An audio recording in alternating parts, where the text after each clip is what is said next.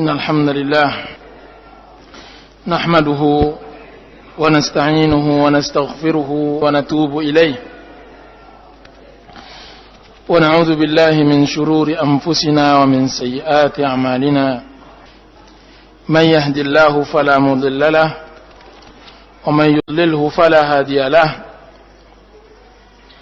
أشهد أن لا إله إلا الله وحده لا شريك له وأشهد أن محمدا عبده ورسوله صلى الله عليه وعلى آله وصحبه وسلم تسليما كثيرا أما بعد kaum muslimin dan kaum muslimat yang dirahmati oleh Allah Subhanahu wa taala, Assalamualaikum warahmatullahi wabarakatuh. Pada pertemuan kali ini kita masih membahas tentang tadabbur Al-Quran kita, yaitu surat Al-Isra yang kemarin belum kita selesaikan.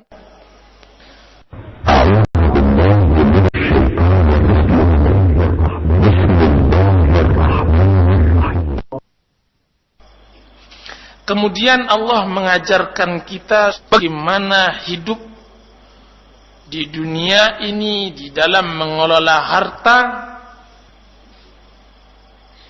agar hidup kita tenang. Masih pembicaraan seputar harta. Bagaimana tips pengelolaan harta? Kalau seandainya Anda mendapatkan uang terus pergi ke Gramedia, pasti Anda melihat buku-buku tentang masalah neraca keuangan, mengatur secara efisien keuangan keluarga atau semacamnya. Kan tapi sebenarnya di dalam Al-Quran sudah diatur. Berapa banyak Allah berikan harta kepada seseorang, kemudian dia hambur-hamburkan, kemudian dia meminta-minta besok paginya. Nah, di dalam ekonomi Al-Quran ini disebutkan, janganlah kamu di dalam masalah harta tangan terbelenggu begini. Pelit. Dan jangan pula engkau lepaskan begini. Maka engkau akan duduk dalam keadaan tercela dan dalam keadaan merugi. Tercela jika seandainya kita bakhil, kita tidak pernah berikan kepada orang lain. Orang akan menyebutkan bahwa kita bakhil, akan dituliskan oleh zaman dan sejarah bahwa kita adalah orang-orang yang termasuk bakhil. Disebutkan bahwa Jahid Al-Mu'tazili, seorang yang i'tizal, dia mempunyai kitab Al-Bukhala, kumpulan kamus tentang orang-orang bakhil. Dia punya buku cukup tebal tentang orang-orang bakhil. Intinya, dia katakan bahwa bakhil itu kadang-kadang ikut andil di dalam membuat seorang bakhil lingkungan. Dia katakan bahwa saya mendengar bahwa ada sebuah daerah di Rusia sekarang, di Khorasan, daerah yang terkenal bakhilnya. Kalau tidak bakhil sih berbeda-beda, tapi kadang-kadang lingkungan kadang membuat bakhil. Maka saya pun berangkat ke sana. Jahid berangkat ke negeri tersebut. Kemudian apa katanya, baru saya sadari di sana memang orang bakhil. Ketika ditanya, dari mana engkau tahu bahwasanya orang tersebut bakhil? Saya berjalan, maka saya lihat seekor induk ayam berebut makanan dengan anaknya. Dia mengatakan, kalau ayam saja sudah berebut makanan dengan anaknya, apalagi manusia. Ayam di mana-mana, sampai pun carilah daerah Indonesia ini yang paling bakhil, mesti dia makan dulu anaknya baru dia makan. Nah, di daerah tersebut induknya dengan anaknya berebut makanan. Bayangkan. Maksudnya manusia hidup berpengaruh juga lingkungan. Nah, jangan kita bakhil dan jangan juga kita boros. Kan tapi hiduplah seperlunya. Sebagian orang mempunyai sifat kalau sudah ada uang di tangannya, dadanya bergemuruh, tangannya bergetar, sampai dia bisa makan di rumah makan yang enak, sampai dia buang uang itu ke tempat kasir-kasir, baru dia puas. Tidur baru nyenyak. Nah, itu musibah. Ada lagi sebagian orang, belum lagi hartanya, dia sudah begitu. Yang penting asal di tangannya, udah saya anggap hartanya.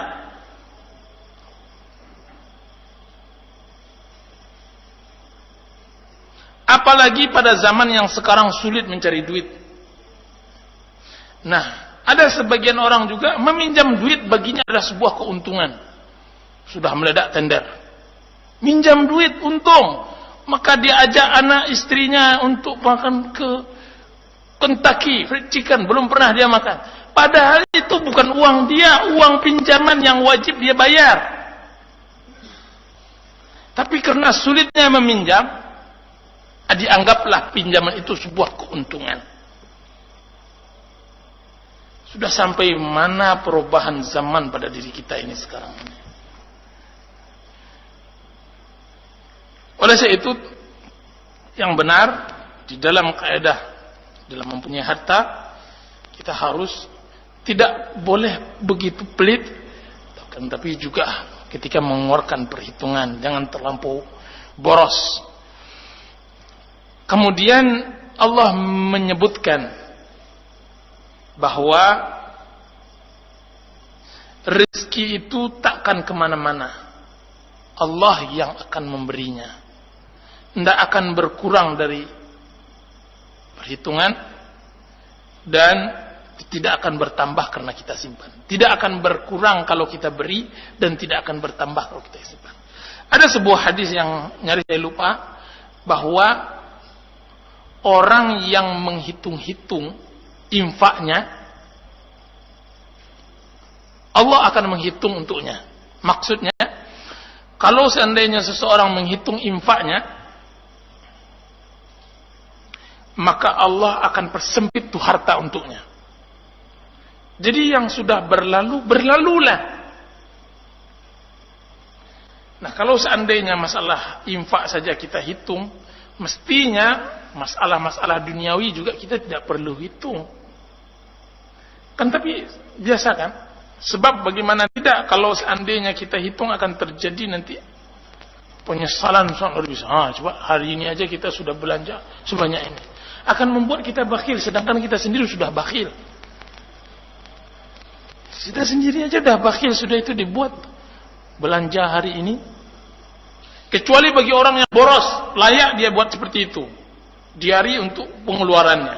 Tapi kalau dia bakhil, saya rasa tidak layak dia menghitung-hitung. Akan membuat dia bakhil. Menjadi hantu tuh harta ketika dia keluarkan. Jadi harta yang telah diinfakkan tidak dihitung.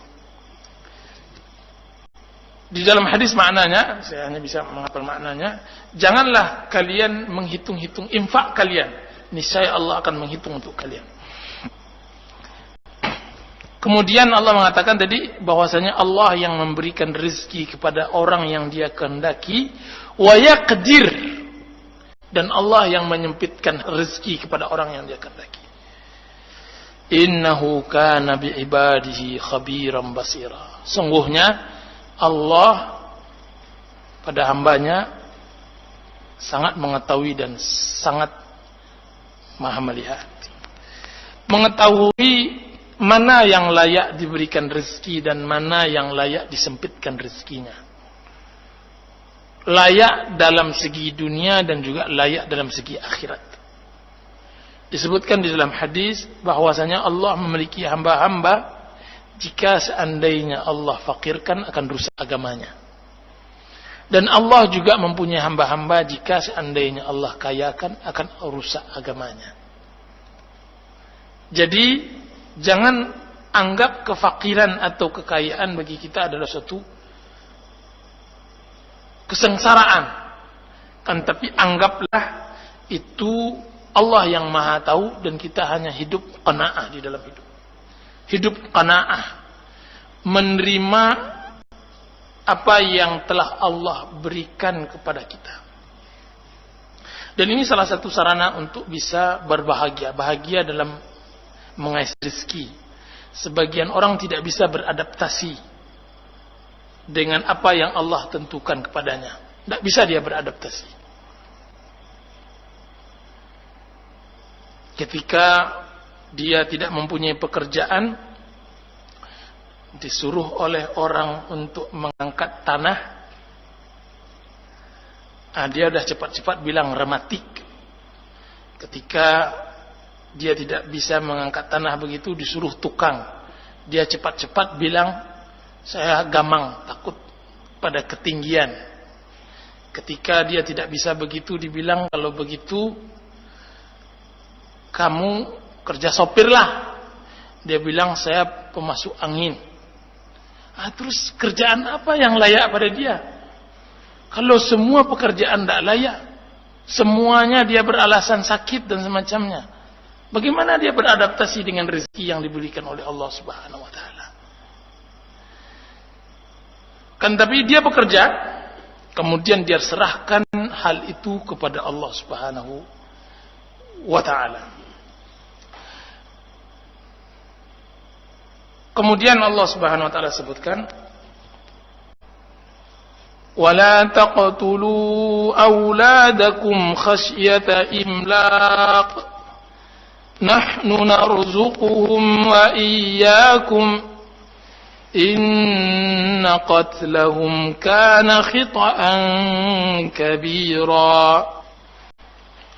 وَلَا تَقْرَبُوا الزِّنَا إِنَّهُ كَانَ فَاحِشَةً وَسَاءَ سَبِيلًا وَلَا تَقْتُلُوا النَّفْسَ الَّتِي حَرَّمَ اللَّهُ إِلَّا بِالْحَقِّ وَمَنْ قُتِلَ مَظْلُومًا فَقَدْ جَعَلْنَا لِوَلِيِّهِ سُلْطَانًا فَلَا يُسْرِفْ فِي الْقَتْلِ إِنَّهُ كَانَ مَنْصُورًا.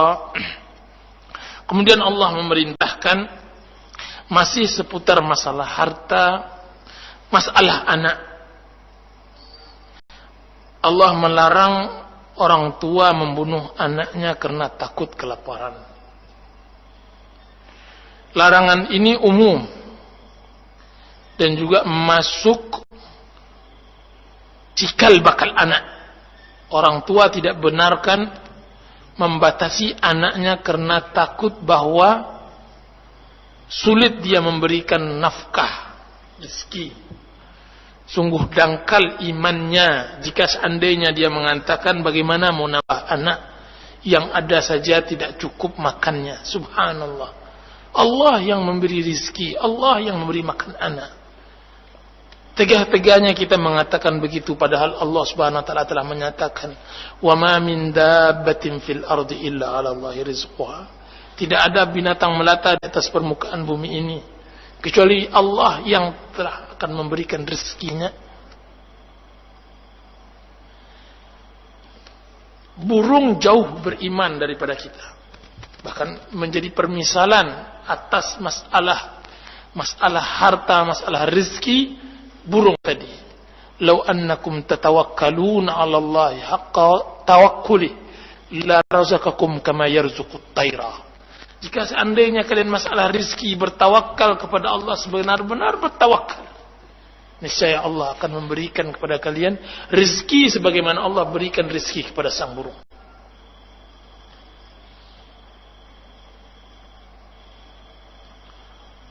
Bagaimanapun binatang, burung tersebut, mulai burung berkelahi mengajarkan Qabil dan Habil bagaimana menguburkan, sampai sekarang belum pernah berkelahi masalah harta. Coba lihat anak Adam berkelahi masalah harta hampir setiap hari. Belum pernah burung Burung belum pernah pagi terbentur pikirannya masalah harta, kemudian dia benturkan kepalanya ke tiang listrik, kemudian mati. Kan tapi itu ada pada manusia. Stres. Berapa banyak setiap kali kita baca koran dan semacamnya, hanya hutang 15.000, dia rela merenggut nyawanya, minum baygon dan semacamnya. Kapan burung mematok baygon? Kemudian mengatakan, dia wasiatkan kepada kawan-kawannya, anakku, ayah tidak lagi bisa mencari rezeki, tolonglah nantinya. Tidak ada. Hewan. Oleh sebab itu Allah misalkan masalah dengan burung. Sehingga kenapa kita harus takut tidak makan? Khasyat imlaq. Ini sebenarnya kajian mudah, kan, tapi sebenarnya dalam prakteknya sulit. Terus terang saya katakan kajiannya ringan, masuk akal. Siapa sih di antara seorang muslim berani mengatakan bahwa rezeki bukan Allah yang menurunkan? Tidak ada, kan, tapi di dalam prakteknya begitu. Ngapain KB? Iya, lah kuat lagi beri rezeki anak. HB. Gara-gara tidak bisa. Bahkan ada sebagian ibu-ibu yang berani menggugurkan anaknya. Gara-gara hanya takut nanti anaknya tidak mendapatkan rezeki. Coba bayangkan. Bagaimana anak akan berbakti kepada orang tua jika seandainya kedatangan anak ditolak secara mental oleh orang tua sendiri? Keberadaannya datang muncul ke dunia ini, tidak diterimanya. Wahai anakku, engkau menambah bebanku. Nahnu narzukuhum wa iyyakum. Allah dahulukan, kami yang memberi rezeki mereka anak-anak kalian, baru kalian. Sebagaimana kalian hidup sebaik sekarang sudah menjadi bapak orang, begitu juga kami mampu memberikan anak kecil ini. Sebagaimana kalian nantinya kami kecilkan begitu. Inna qatlahum kana khit'an kabira. Sungguhnya membunuh mereka adalah suatu kesalahan yang sangat besar. Kemudian masuk kepada perihal masalah zina. Wala taqrabuz zina. Dosa yang berikutnya, jangan dekati zina. Sesungguhnya zina tersebut adalah seburuk-buruk fahisyah, dosa. Wasa'a sabila, dan suruh salah jalan orang yang telah berjalan di atasnya. Allah mengibaratkan supaya jangan mendekati zina, menunjukkan bahwa buruknya zina tersebut. Sehingga Allah memberikan hukuman di dunia yang tidak ada seburuk hukuman zina. Dikatakan oleh Ibnu Qayyim rahimahullah, Allah menunjukkan buruknya zina itu, maka Allah berikan hukuman baginya, hukuman yang terburuk. Sudah dihukum mati, kan, tapi sebelum dia mati dia harus menanggung malu dengan dilempar kepalanya dengan batu sampai pecah, sampai dia mati, mengalir darah sampai mati. Itu yang dia tanggung di dunia. Dan Allah Subhanahu wa taala menyebutkan jangan dekati zina. Karena zina adalah sesuatu yang sangat besar. Bercampur nasab dan semacamnya.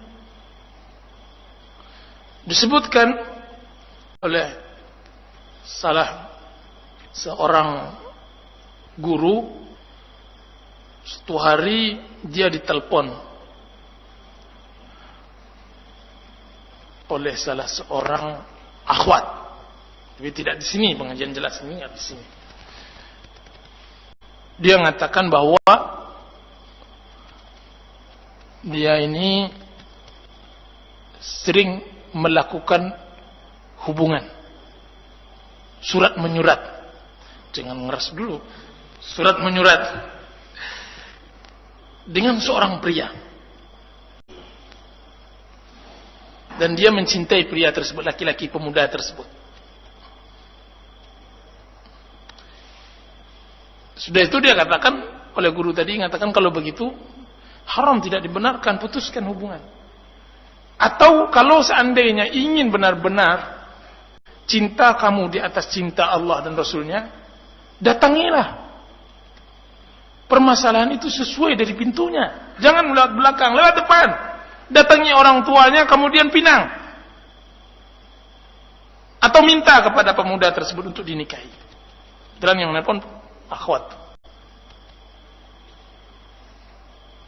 Dia bilang, enggak Ustaz, yang ikhwan itu pun sudah taubat, kami sudah tidak lagi berhubungan. Ayalah, baiklah.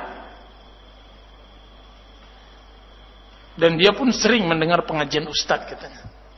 Ya udahlah, saya minta nomor teleponnya. Setelah dia minta telepon, berapa waktu setelah itu dia telepon lagi. Assalamualaikum. Waalaikumsalam. Saya si fulan. Oh, Syekh anu, Ustaz anu, kata dia. Iya.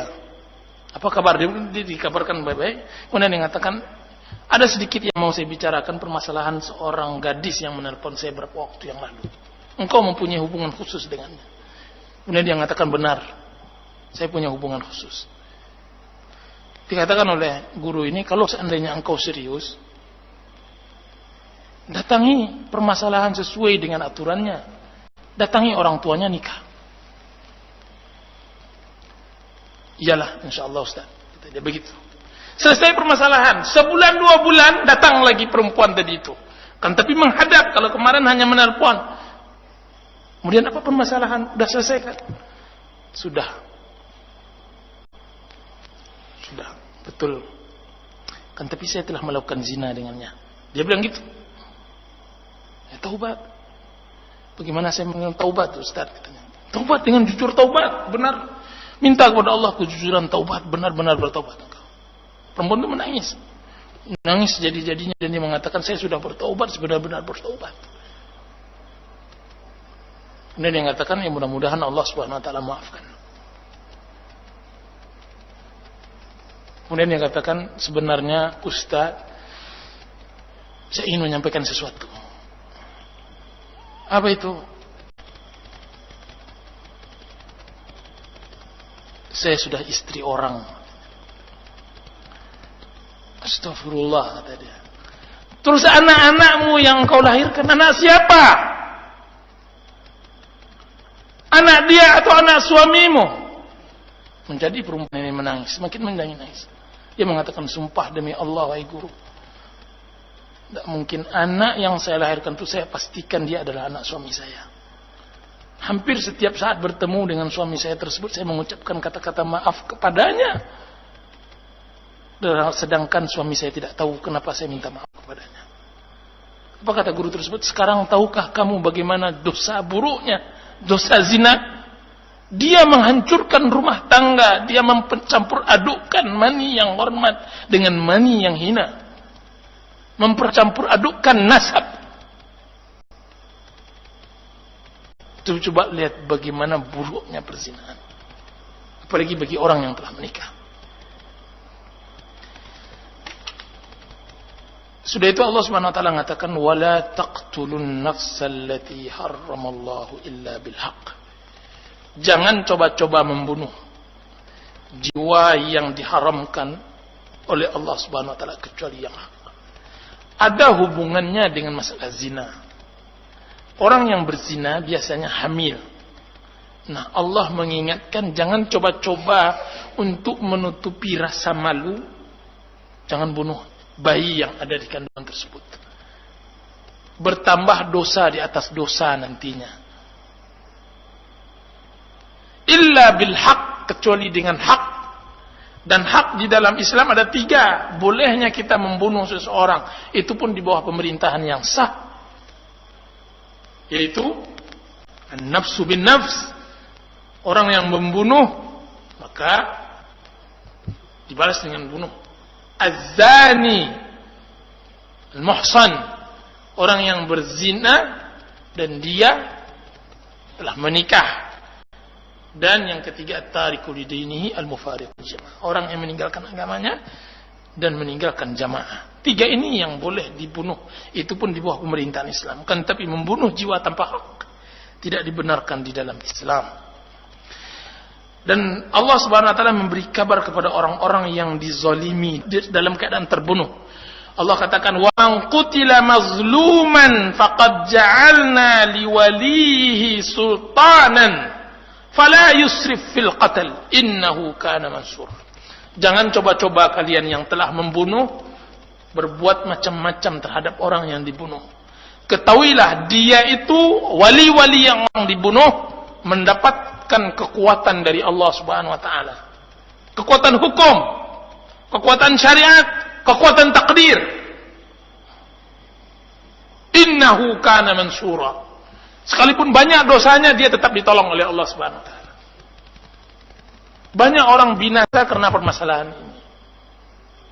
Dan membunuh bukan hanya meletakkan pisau ke perutnya, membunuh bisa saja menabraknya sekalipun tidak sengaja. Membunuh bisa saja melakukan sesuatu yang kita tidak tahu, kiranya terbunuh anak tersebut. Hati-hati. Innahu kana mansura. Oleh itu Allah berikan rasa takut yang sangat luar biasa kepada orang yang telah membunuh jiwa tanpa hak. Dan biasanya tidaklah jarang terjadi antara bunuh-membunuh kecuali Allah menangkan orang yang terbunuh. Innahu kana mansura. Oleh itu sangat luar biasanya tafsiran habrul ummah. Ulama umat ini yaitu Abdullah bin Abbas yang disebut oleh Rasulullah SAW, "Wa'allimhu ta'wil," ajarkan dia bagaimana mentakwil ayat. Dia sudah bisa memprediksikan, beliau sudah bisa memprediksikan bahwa kemenangan di tangan Muawiyah bukan pada Ali. Apa hubungannya ayat ini dengan kemenangan Muawiyah dan Ali? Hubungannya sangat luar biasa. Sulit dicernakan, tapi begitu hikmah yang sangat detil dapat oleh Abdullah bin Abbas. Apa kata Ibnu Katsir? Ini adalah istimbat ajabun ujab, istimbat yang sangat luar biasa. Sebanyak ini Al-Quran mulai dari Al-Fatihah sampai Qul a'udzu birabbin nas. Abdullah bin Abbas sudah bisa memprediksikan kemenangan di tangan Muawiyah. Di saat Ali sah menjadi khalifah, Muawiyah hanya memegang Syam. Permasalahan-permasalahan sepele. Muawiyah radhiyallahu an menuntut darah Utsman yang mana dia adalah walinya. Dan Ali menuntut diserahkannya Syam. Terjadi pertempuran. Dan Abdullah bin Abbas mengambil istimbat ayat ini bahwa kemenangan di tangan Muawiyah. Kenapa? Karena dia adalah wali darah yang terbunuh. Tahukah antum bahwasanya yang kalah bukan saja yang membunuh, tapi dia bisa mengalahkan orang yang bisa dilawannya waktu itu. Apa salah Ali? Ali tidak termasuk orang yang membunuh. Tapi kenapa dia menang? Muawiyah? Karena ayat ini. Innahu kana mansura. Menang Muawiyah. Saya dengan orang yang memelihara anak yatim bagaikan dua jari ini nanti di surga, menunjukkan kedekatan derajat orang yang memelihara anak yatim dengan Rasulullah SAW di surga, menunjukkan juga besarnya pahala yang sangat luar biasa bagi orang yang memelihara anak yatim, bagi orang yang ada di rumahnya anak yatim. Lihat bagaimana ancaman Al-Quran Karim bagi orang yang meluluh lantakkan harta fakir miskin atau meluluh lantakkan harta anak yatim. Allah Subhanahu wa taala berfirman, "Innal ladzina ya'kuluna amwalal yatama dzulman innama ya'kuluna fi butunihim nara wa sayaslawna sa'ira." Sesungguhnya orang yang memakan harta anak yatim secara zalim, sesungguhnya tak ubahnya mereka makan untuk memasukkan ke dalam perut mereka dari api. Sama tak ubahnya mereka makan api, mereka masukkan ke dalam perut mereka. Dan nantinya di akhirat mereka akan mendapatkan api neraka yang membakar mereka. Dan di dalam surat Al-Ma'un Allah mensifatkan orang yang tidak menyuruh atau orang yang memakan harta anak yatim tanpa hak, dialah orang yang mendustakan agama. Allah mengatakan, Bismillahirrahmanirrahim. Ara'aita alladhi yukazzibu bid-din, fadhalika alladhi yad'ul yatim, wa la yahuddu ala ta'amil miskin. Mereka tergolong dua golongan. Golongan yang pertama, anak yatim yang ditinggalkan ayahnya sedangkan dia tidak mempunyai harta. Anak ini dia membutuhkan dua.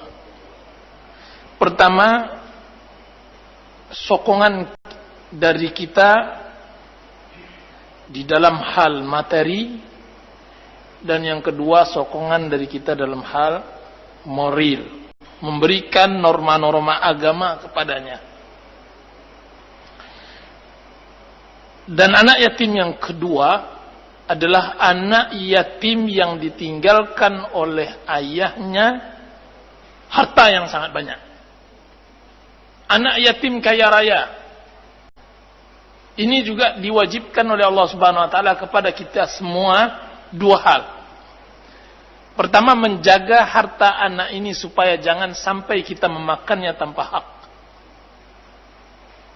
Dan yang kedua, menanamkan norma-norma agama kepada anak tersebut. Lihat bagaimana di dalam kedua posisi ini, bahwa perhatian kita kepada anak yatim tidak harus selalu tentang memberikan mereka zakat kita, uang kita dan semacamnya. Bahkan perhatian harus dilipat gandakan di dalam pendidikan, pengawasan kita dan pendidikan agamanya. Oleh sebab itu salah besar ketika ada yang menyatakan bahwa anak yatim itu harus disantuni dalam segi harta. Tidak harus. Karena bisa saja anak yatim lebih kaya dari kita. Yang perlu di dalam hal ini yang utama adalah memberikan sebuah lingkungan Islami kepada mereka. Karena sekarang mereka tidak lagi mempunyai ayah satu orang, akan tetapi semua laki-laki yang sudah baligh, yang sudah bisa bertanggung jawab, dialah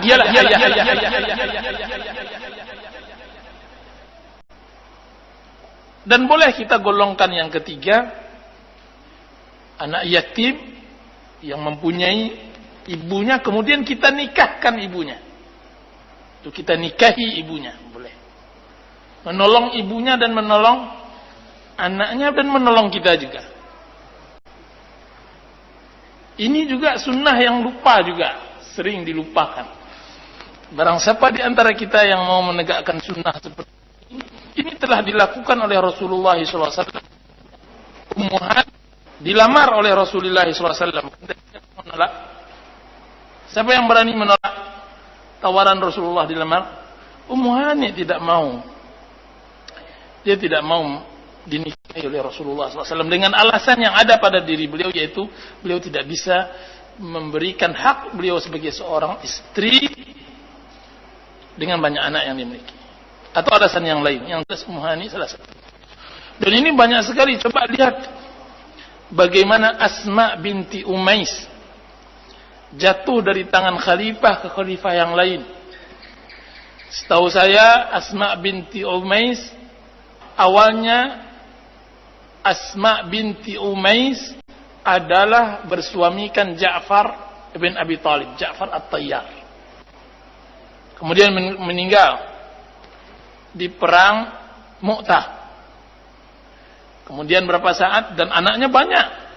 Sampai Rasulullah mengatakan, kenapa keponakan-keponakan saya begini kurus-kurus? Wahai ya Asma, kata Rasulullah kepada Asma binti Umais. Saya melihat mereka karena jin. Kurus-kurus. Karena kurang perhatian atau karena jin. Diruqyah akhirnya mereka gemuk-gemuk. Kemudian dinikahi oleh Abu Bakar. Meninggal Abu Bakar.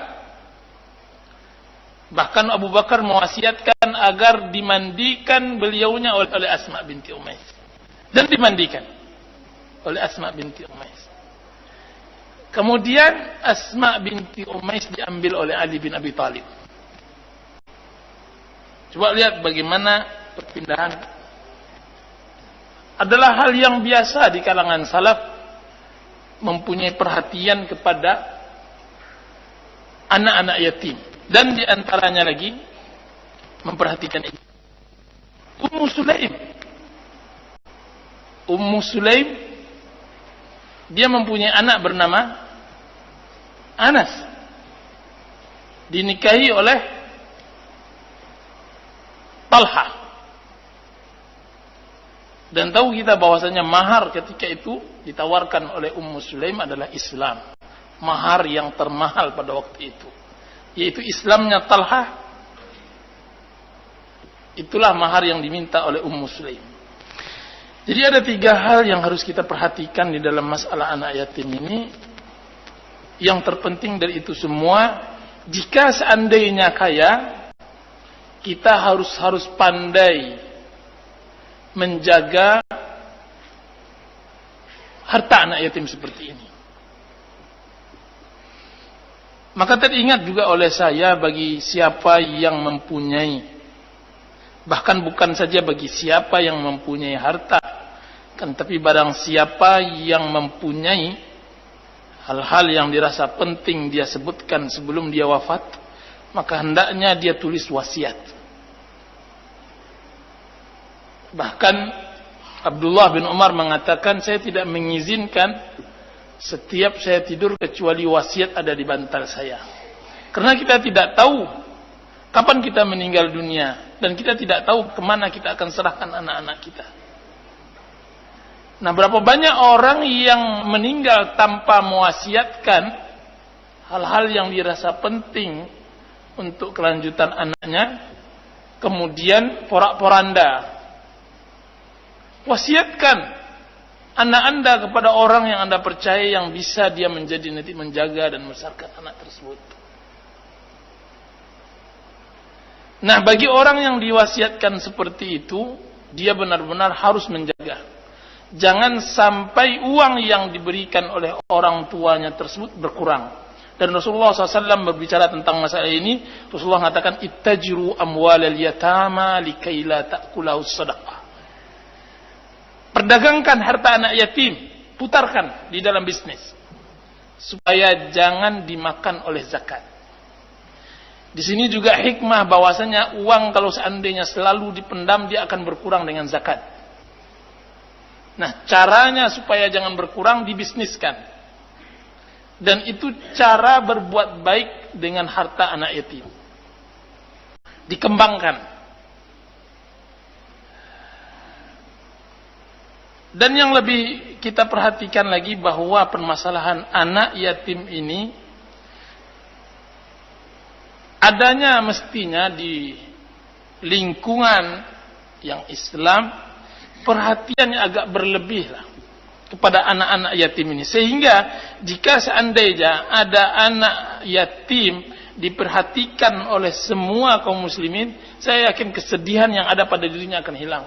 Karena dia sudah tahu bahwa ayahnya sekalipun dia meninggalkan, tapi ayah semua adalah semua kaum muslimin. Berikan sapaan setiap kita bertemu dengannya. Tanyakan keadaannya, tanyakan tentang kesehatannya, tanyakan tentang keadaan ibunya dan semacamnya. Pelajarannya, pendidikannya. Karena kita lihat secara umum anak-anak yatim ini karena kurang perhatian dari kita, maka biasanya dia lebih nakal daripada anak-anak yang lain. Lebih aktif, yang menjurus kepada yang tidak baik.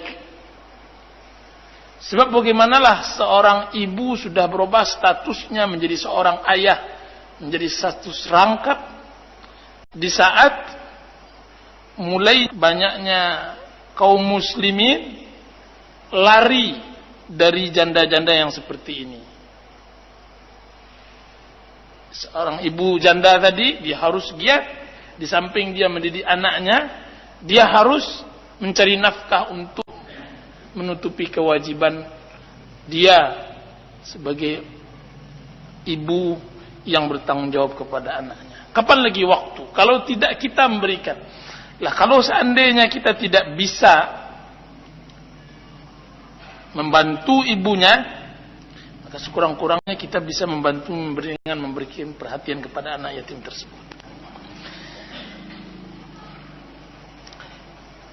Ya, jadi Allah Subhanahu wa taala memerintahkan kita supaya jangan ikut andil di dalam makan harta anak yatim. Kemudian Allah Subhanahu wa taala lanjutkan, wa aufu bil ahd, dan tepatilah janji. Dan biasanya bahwa permasalahan anak yatim biasanya dibarengi dengan janji, sebagaimana yang saya katakan, adanya warisan, adanya wasiat dari ayah. Dan ini biasanya terpanggil antara kawan sejawat, sesama akrab. Kemudian meninggal satu, meninggalkan saudaranya yang lain, yang dahulu semasa mudanya dia pernah bergurau, walaupun sekali bergurau, kadang-kadang pernah ngomong tentang masalah anak. Kalau nanti saya meninggal, tolong jaga anak saya. Mungkin bukan dalam bentuk perjanjian, akan tapi sekurang-kurangnya sebagai bentuk tanda persahabatan yang dia miliki, dia jaga anaknya.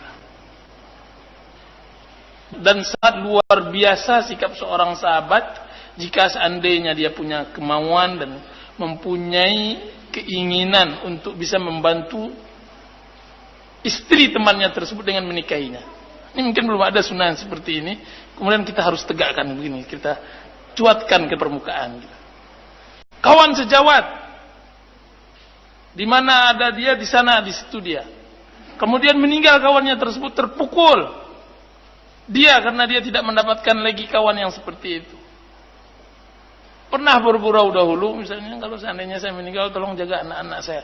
Ada semacam tersirat, kalau begitu tidak ada jalan lain kecuali dengan menikahi ibunya, yaitu menikahi. Nah, seperti ini, itu kata-kata saya katakan tadi, jika seandainya ada keinginan untuk menegakkan sunnah seperti ini. Kalau ditanya pribadi-pribadi, itu jelas jawabannya juga pribadi-pribadi. Allahu ta'ala. Yang jelas, sekurang-kurangnya saya telah menyebutkan hal ini. Sekurang-kurangnya jika seandainya ada yang melakukan, saya sekurang-kurangnya akan mendapatkan pahala sedikit banyaknya. Amin ya rabbal alamin. Pelaksanaan sendiri-sendiri, Allah. Kemudian wa aufu bil ahd, dan jelas bahwa menepati janji di sini bukan hanya sebatas masalah anak yatim, akan tetapi janji secara umum. Wa aufu bil ahdi, innal ahda kana mas'ula. Sesungguhnya janji akan ditanya oleh Allah Subhanahu wa taala. Dan kita tahu bahwasanya menunaikan janji adalah tanda-tanda orang mukminin, dan sebaliknya mengingkari janji adalah tanda-tanda orang munafikin, sebagaimana yang disebutkan di dalam hadis bahwasanya orang-orang munafikin jika seandainya dia berjanji, dia menipu, dia mengingkari. Idza ahada ghadar, jika seandainya dia berjanji, dia mengingkari. Kemudian Allah Subhanahu wa taala sebutkan kembali tentang masalah jika seandainya kita mempunyai harta atau kita memiliki harta anak yatim atau kita mempunyai bisnis yang di dalamnya ada perjanjian, hendaknya di dalam bisnis harta tersebut kita harus benar-benar memahami tentang masalah timbang menimbang. Allah Subhanahu wa taala katakan wa auful kaila idza kiltum, dan penuhilah timbangan jika seandainya kalian menimbang. Wazinu bil qistasil mustaqim, dan takarlah dengan timbangan yang lurus. Dzalika khairun wa ahsanu ta'wila, bahwa itu lebih baik dan ahsanu ta'wila, dan akan akibatnya juga baik bagi seorang hamba dari dia melakukan kecurangan-kecurangan di dalam menimbang. Al-kail dan mizan itu berbeda di dalam perdagangan pada zaman dahulu. Mizan adalah timbangan yang mempunyai dua telinga itu. Sedangkan al-kailu timbangan yang satu begitu. Ada timbangan yang satu, timbangan dapur itu yang punya satu itu, dan dia mengikuti jarum. Akan tapi timbangan yang akurat adalah timbangan dua telinga. Oleh sebab itu di akhirat nanti mizan adalah timbangan yang mempunyai dua kaffatan, karena itu yang paling akurat. Oleh itu wallahu taala alam, orang menimbang emas dan semacamnya dengan timbangan yang dua, timbangan yang sebanding begitu, lebih akurat daripada timbangan yang dikasih jarum atau semisalnya. Wa auful kaila idza kiltum wazinu bil qistasil mustaqim. Allah menyebutkan tabiat yang buruk di kalangan pedagang atau pebisnis. Jika seandainya dia menimbang untuk dirinya, maka dia lebihkan. Kan tapi jika seandainya dia menimbang untuk diri orang lain, maka dia kurangi. Dan ini bagi Allah Subhanahu wa taala, mereka telah disediakan neraka wail. Sebagaimana dalam surat Al-Mutaffifin, wailun lil mutaffifin alladzina idza iktalu 'alan nasi yastawfun idza kaluhum aw wazanuhum yukhsirun. Celakalah bagi orang-orang yang mutaffifin. Siapa mutaffifin tersebut? Yang mana mereka jika seandainya menakar atau menimbang untuk manusia, mereka kurangi. Jika seandainya menimbang untuk mereka, mereka lebihkan.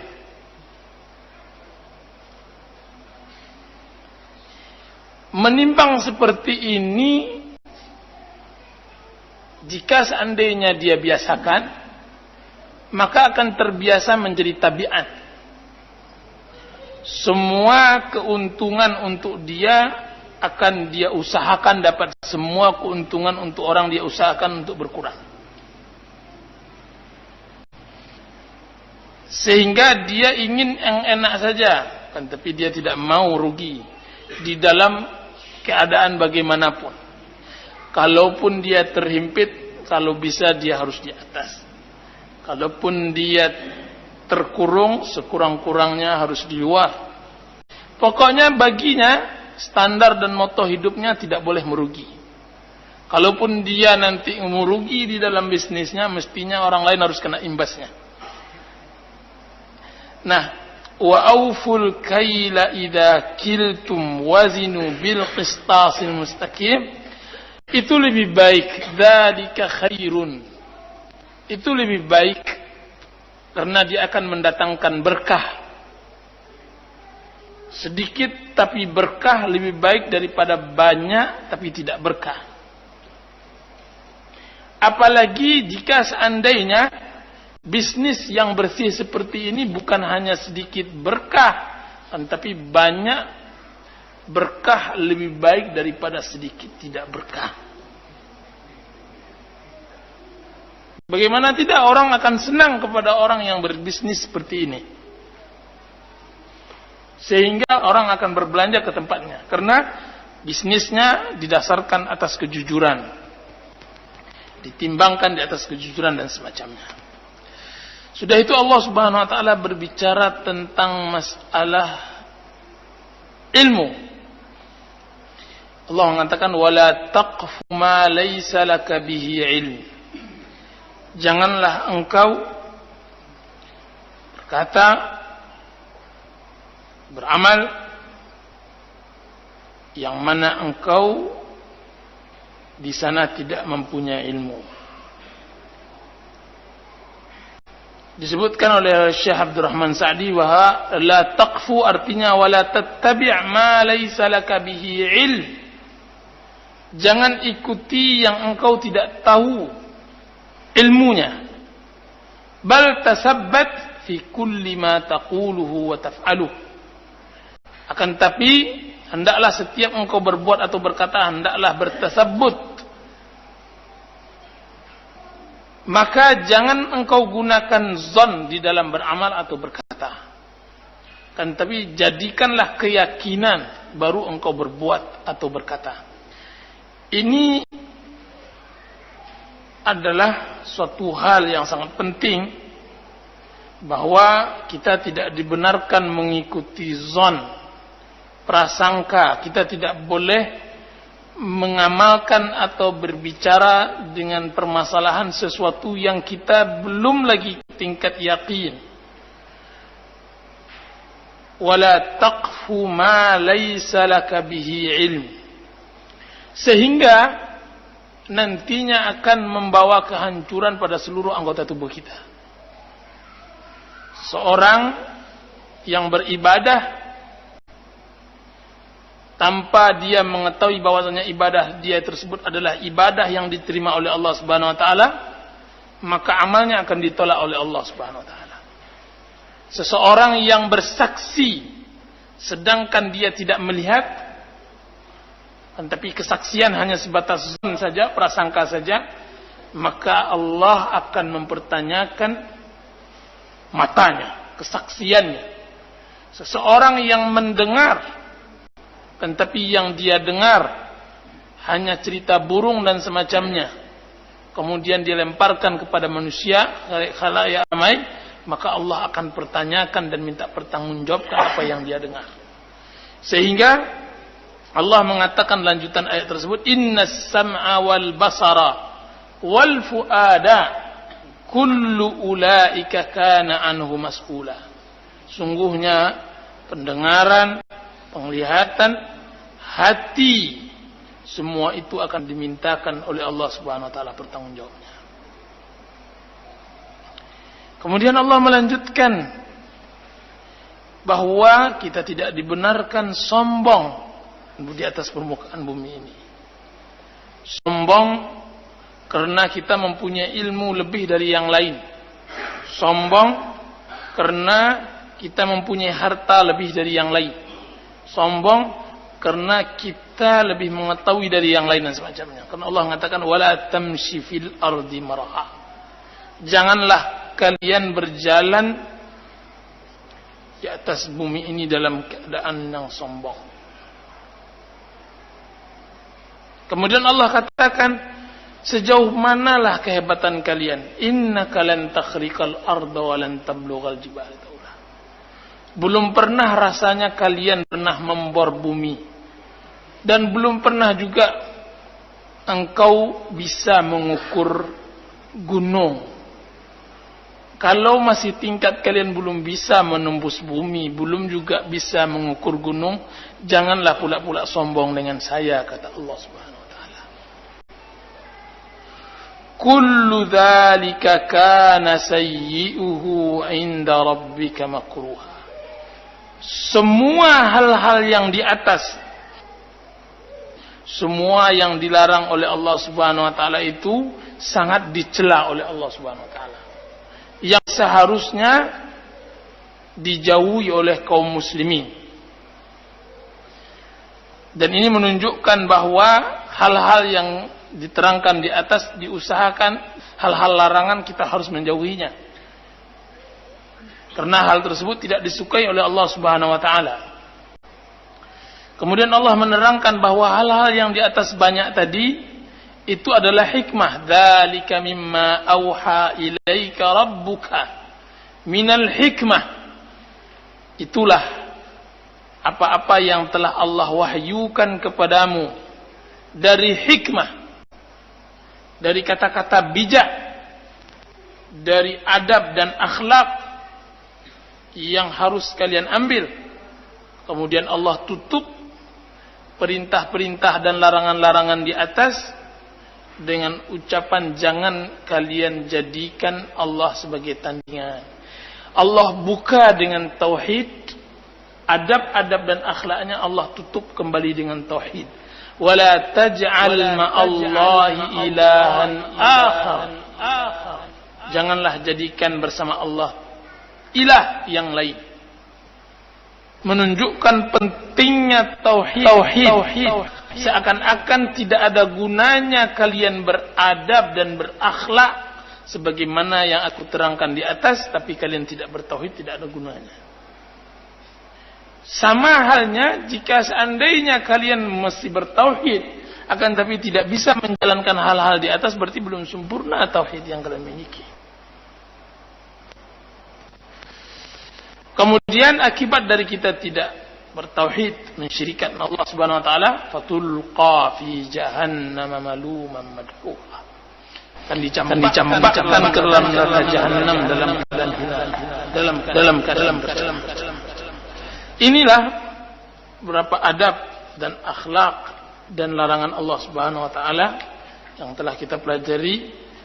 Mudah-mudahan Allah Subhanahu wa taala memberikan kepada kita hikmah, memberikan kepada kita ilmu yang bermanfaat, terutama membiasakan diri mentadabburi Al-Quran Karim, tafsir Al-Quran dengan Al-Quran, tafsir Quran dengan hadis, tafsir Quran dengan perkataan sahabat, tafsir Quran dengan bahasa, tafsir Quran dengan fitrah kita yang lurus. Ini yang bisa mentadabburi Al-Quran Karim.